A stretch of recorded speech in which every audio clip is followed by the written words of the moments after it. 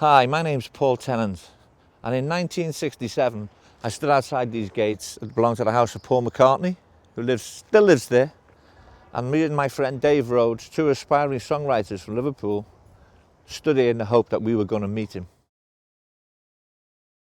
Well, we stood outside the house here, but there was lots of girls all around the place. We knew it was Paul McCartney's house, and we stood here talking to the girls, hoping that we were going to get a chance to at least wave to him or something.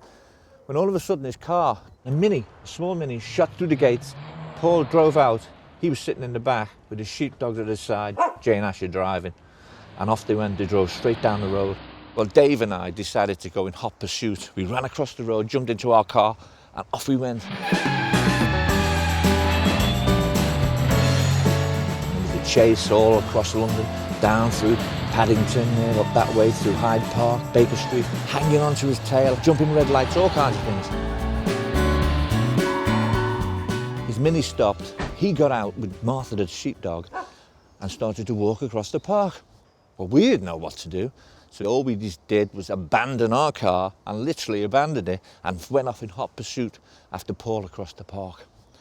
Well, we collared him and said to him, Paul, can you help us? We're two songwriters in Liverpool and we need to try and get a break.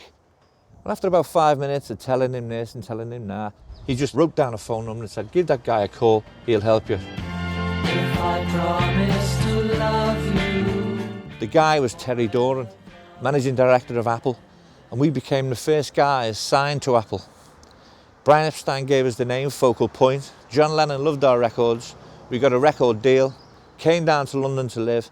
They got us a place in Highbury, and we spent a year from 1967, 1968, the famous Summer of Love, with the Beatles, mixing with all kinds of people. We had a fantastic time.